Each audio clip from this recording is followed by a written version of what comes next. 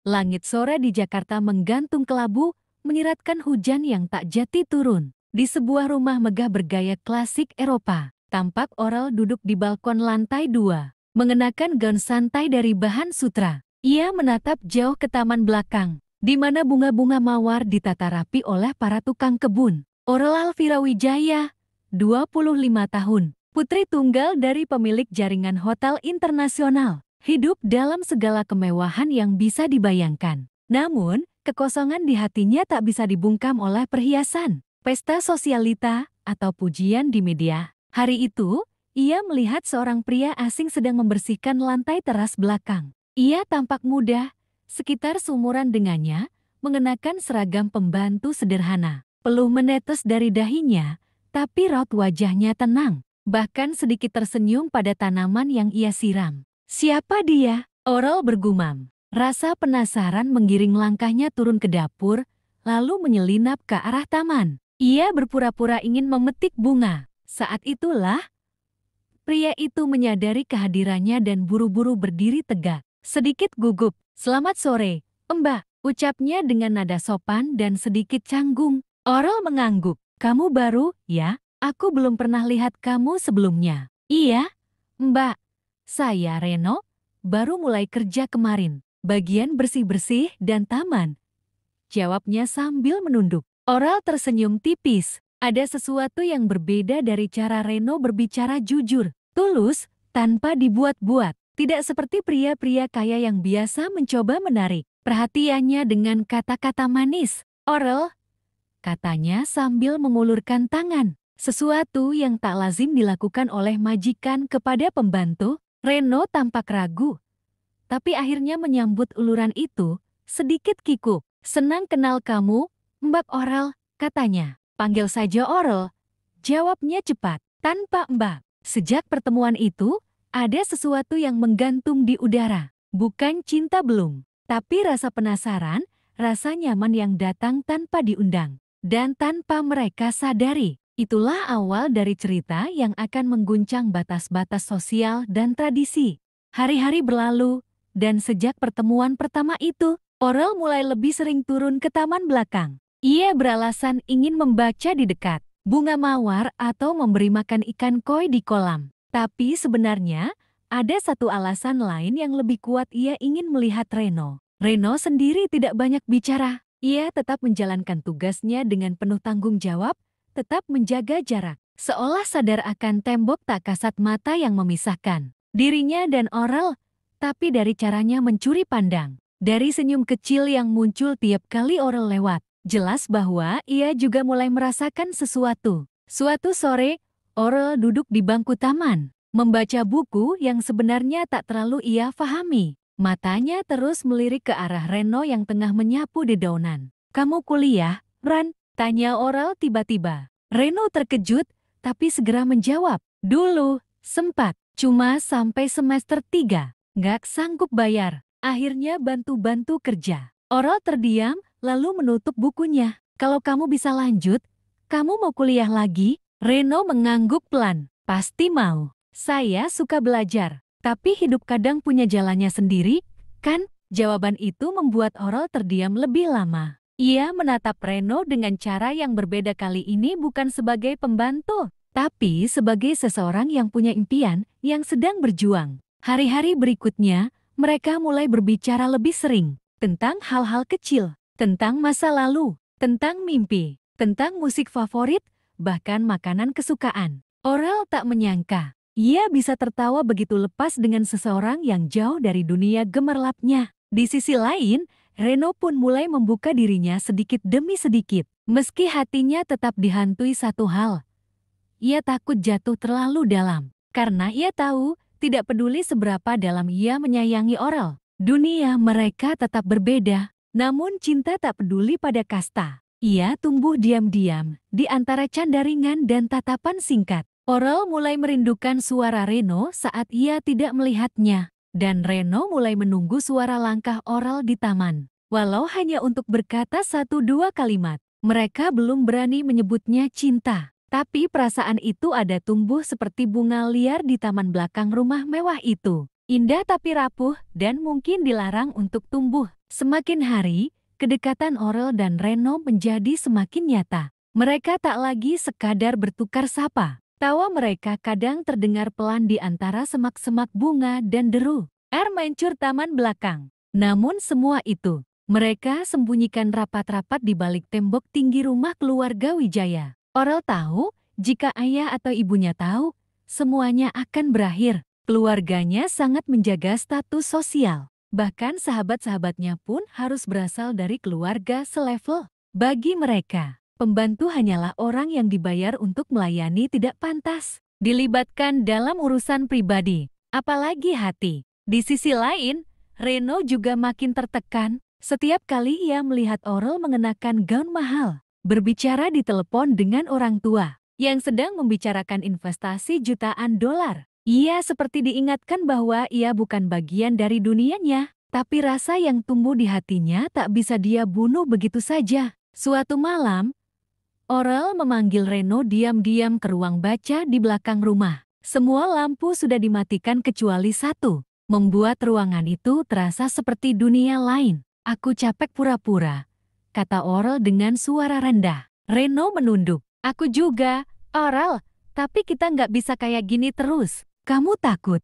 tanyanya, lirih. "Aku lebih takut kamu disakiti oleh keluargamu kalau mereka tahu. Aku cuma pembantu di rumah ini. Bagi mereka, aku ini." "Aib," ucap Reno lirih, matanya menatap lantai. Aurel mendekat, dan untuk pertama kalinya, ia menggenggam tangan Reno dengan kedua tangannya. "Bukan kamu yang jati aib, tapi mereka yang nggak tahu bahwa cinta bisa datang dari siapa saja." Detik itu, keheningan menyelimuti mereka. Tak ada yang berani berkata lebih, seolah keduanya tahu batas telah mereka lewati. Tapi genggaman itu tidak dilepaskan. Dalam sunyi, keduanya berjanji dalam hati. Mereka akan mempertahankan perasaan ini, walau harus melawan segalanya. Namun di luar ruangan, tak ada yang menyadari satu hal. Seseorang melihat dari balik pintu yang terbuka sedikit. Seorang pembantu lama yang sangat dekat dengan keluarga. Tatapan matanya tidak bisa disembunyikan kaget dan penuh dilema. Rahasia itu tidak akan lama bertahan. Pagi itu terasa lebih dingin dari biasanya. Aurel baru saja turun dari kamarnya ketika suara ayahnya, Bapak Arman Wijaya, menggema dari ruang keluarga. "Apa maksudmu?"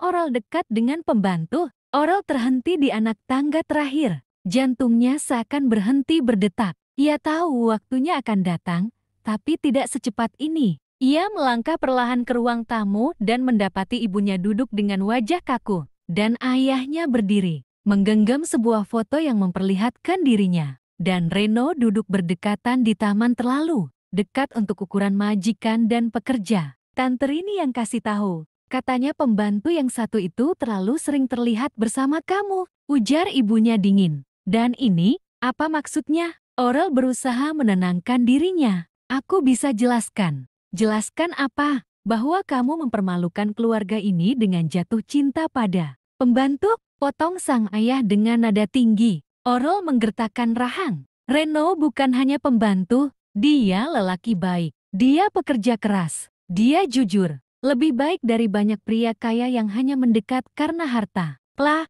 tepukan keras mendarat di pipi Aurel. Ibunya terkesiap, sementara Aurel mematung. Ayahnya berdiri gemetar, matanya merah oleh amarah. "Kau mempermalukan keluarga kita," desisnya. "Kau akan menikah dengan Richard bulan depan, anaknya partner bisnis papa dari Singapura. Dan kamu akan lupakan semua omong kosong ini, tidak akan?" Jawab Aurel pelan. Air mata mulai jatuh. "Aku cinta Reno." Perkataan itu membuat suasana menjadi sunyi sesaat sebelum Bapak Arman menghela napas berat. "Kalau kau tetap keras kepala, anggap mulai hari ini kamu bukan bagian dari keluarga ini. Kartu, rekening, mobil, semua dicabut. Silakan hidup dengan cinta yang kamu banggakan." Aurel berdiri kaku. Semua kenyamanan, semua fasilitas, semua kehidupan yang ia kenal hancur hanya karena satu pilihan hati. Tapi yang lebih membuatnya sesak adalah saat ia melihat Reno digiring keluar rumah oleh dua satpam. "Maafkan saya, Mbak," ucap Reno lirih saat mata mereka bertemu. Saya tak sanggup melihat kamu disakiti karena saya. Reno. Oral berlari ke arah pintu, tapi Reno sudah didorong keluar gerbang. Pintu besi tertutup dengan suara berat, seolah mengunci seluruh dunia Oral dari orang yang ia cintai. Hari itu, langit Jakarta menangis bersamanya. 2 hari setelah pengusiran Reno, suasana rumah keluarga Wijaya menjadi dingin dan mencekam. Oral tak lagi bicara dengan ayah dan ibunya. Ia mengurung diri di kamar, menatap kosong keluar jendela, memikirkan kata-kata terakhir Reno. Saya tak sanggup melihat kamu disakiti karena saya. Ucapan itu terus terngiang, membuat hatinya perih. Tapi lebih dari itu, Aurel dilanda kebingungan besar. Ia tahu mencintai Reno bukan hal yang salah, tapi harga yang harus dibayar terlalu mahal.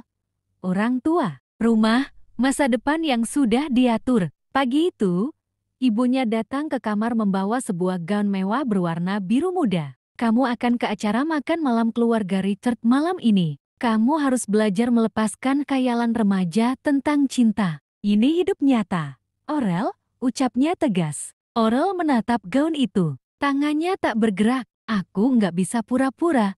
Ma, kamu terlalu pintar untuk menghancurkan hidupmu sendiri demi pembantu kampung yang bahkan tidak punya masa depan. Aurel berdiri, menahan air mata. Ma, Reno mungkin nggak punya harta, tapi dia punya hati. Dan itu lebih dari apa yang pernah aku lihat dari semua orang yang papa mama kenalkan padaku. Ibunya terdiam sejenak, lalu menghela napas tajam. Kamu mau jadi wanita yang dikasihani, hidup pas-pasan, jual mobil, sewa kos kecil. Itu bukan hidup yang pantas untuk anak keluarga Wijaya. Kata-kata itu menjadi titik balik bagi Aurel. Malam itu, saat semua orang bersiap ke pesta makan malam bersama keluarga Richard, Aurel tidak terlihat di rumah. Yang ada hanyalah selembar surat yang ditinggalkannya di meja makan. Papa, Mama, aku mencintai kalian.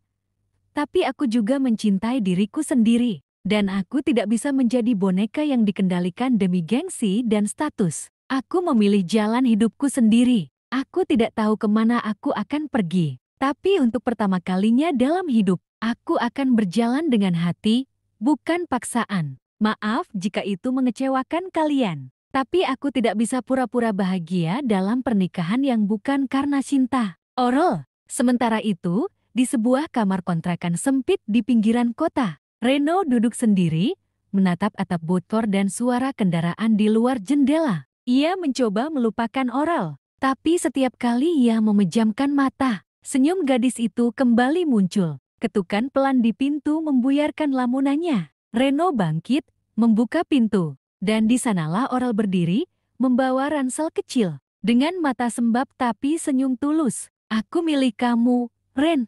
Hari-hari Aurel dan Reno di kontrakan kecil itu jauh dari kemewahan yang biasa Aurel nikmati. Dindingnya tipis, kamar mandinya sempit, dan suara tetangga terdengar sampai ke ranjang. Tapi untuk pertama kalinya, Aurel merasakan kedamaian yang selama ini tak pernah ia dapat dari rumah besar dan pesta sosialita. Ia mulai bekerja paruh waktu di sebuah kedai kopi, sambil membantu Reno yang kini jadi petugas kebersihan di sebuah gedung perkantoran. Gaji mereka pas-pasan, cukup untuk bayar sewa, makan, dan sisanya ditabung. Meski hidup sederhana, mereka saling menguatkan. Mereka tidak punya banyak, tapi punya satu sama lain. Namun dunia luar tak tinggal diam. Berita tentang putri keluarga Wijaya kabur bersama pembantu menyebar seperti api. Media gosip menulis judul-judul kejam. Nama baik keluarga Aurel dipertaruhkan. Orang tua Aurel makin marah, terutama ayahnya, yang merasa harga dirinya diinjak. Suatu malam, Reno menerima kabar bahwa ibunya yang tinggal di desa sakit parah dan butuh operasi segera. Ia hanya punya sebagian biaya. Tanpa pikir panjang, Reno menjual satu-satunya motornya dan mengambil pinjaman dengan jaminan sisa tabungannya bersama Aurel. Aurel mengetahuinya setelah semua selesai. Kenapa kamu nggak bilang? Reno menatapnya lembut. Kamu sudah mengorbankan segalanya buat aku. Sekarang giliran aku. Beberapa hari kemudian, Reno tiba-tiba menerima tawaran kerja sebagai petugas kebersihan di kantor milik salah satu jaringan hotel milik keluarga Wijaya. Aurel terkejut. Reno tahu ini bisa jadi jebakan. Tapi ia tidak menolak. Ia ingin buktikan pada keluarga Oral bahwa meskipun ia dari bawah, ia bisa berdiri sejajar dengan usaha sendiri. Hari demi hari,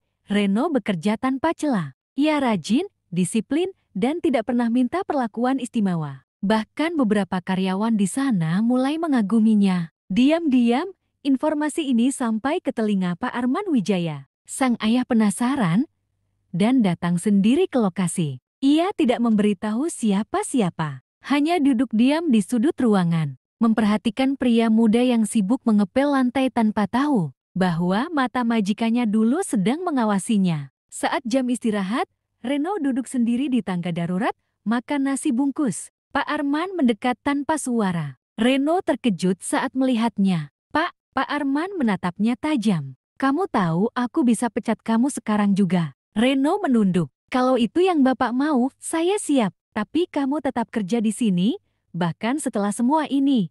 Kenapa? Reno menatap mata ayah Oral, tidak menantang, tapi juga tidak takut. Karena saya ingin buktikan bahwa saya bisa berdiri sendiri, tanpa merusak kehormatan siapapun, termasuk kehormatan Bapak. Pak Arman terdiam. Untuk pertama kalinya, ia melihat sesuatu dalam diri Reno yang berbeda. Bukan ambisi, bukan kesombongan, tapi integritas dan keberanian. Malam harinya, Orel menerima panggilan telepon dari ibunya. Kamu dan Reno bisa makan malam di rumah minggu depan. Papa ingin bicara, bukan sebagai musuh. Minggu malam, untuk pertama kalinya sejak ia pergi dari rumah, Orel kembali melangkah melewati gerbang besar keluarga Wijaya. Tapi kali ini, ia datang bukan sebagai anak manja atau putri pewaris kekayaan. Ia datang sebagai wanita dewasa yang memilih hidupnya sendiri bersama pria sederhana yang ia cintai. Reno berjalan di sampingnya, mengenakan kemeja putih bersih dan celana bahan sederhana. Tangannya dingin, tapi ia tetap tenang meskipun dalam hatinya ada badai. Ia tahu makan malam ini akan menjadi titik balik, entah diterima atau ditolak untuk selamanya. Pintu rumah terbuka. Ibu Oral menyambut dengan wajah netral, tak sehangat dulu, tapi juga tak sekeras waktu terakhir mereka bertemu. Silakan masuk, katanya pelan. Di ruang makan, Pak Arman sudah menunggu. Ia tidak bicara banyak saat mereka duduk. Suasana kaku, hanya terdengar bunyi peralatan makan yang disusun pelan oleh pelayan. Setelah beberapa menit yang terasa seperti seumur hidup, Pak Arman angkat bicara. Aku melihat sendiri bagaimana Reno bekerja. Tidak seperti yang kubayangkan. Kamu punya prinsip, dan kamu punya rasa hormat. Reno mengangguk. Terima kasih, Pak. Dan kamu, Orel, lanjut sang ayah sambil menatap putrinya, telah membuktikan bahwa kamu bukan sekadar anak yang hidup dari nama keluarga. Kamu rela hidup susah demi seseorang yang kamu pilih sendiri. Papa dan Mama mungkin tidak setuju dengan caramu, tapi kami mulai mengerti alasanmu. Orel menahan napas. Kami tidak akan halangi kalian lagi, kata Pak Arman akhirnya. Kalau ini benar cinta kalian, maka buktikan itu lewat cara yang dewasa. Bukan melawan, tapi membangun. Tangis Orel pecah. Ia bangkit dan memeluk ayahnya. Untuk pertama kalinya sejak semua pertengkaran itu, ibunya ikut bangkit dan memeluk mereka dalam keheningan penuh makna. Reno berdiri, tak percaya dengan apa yang ia dengar. Tapi senyum di wajah Orel meyakinkannya. Ini nyata. Beberapa bulan kemudian, di sebuah taman kecil yang dulunya menjadi saksi awal pertemuan mereka, Orel dan Reno mengikat janji suci. Bukan di hotel mewah, bukan di gedung megah, tapi di tengah alam dan orang-orang yang mereka cintai. Teman-teman Reno datang dari kampung, dan keluarga Orel duduk berdampingan dengan mereka. Tak ada lagi kasta, tak ada lagi jarak. Cinta telah menyatukan dua dunia, dan dipelukan satu sama lain. Orel dan Reno tahu, perjuangan mereka tidak sia-sia. Mereka tak hanya memenangkan cinta, mereka mengubah cara dunia memandangnya.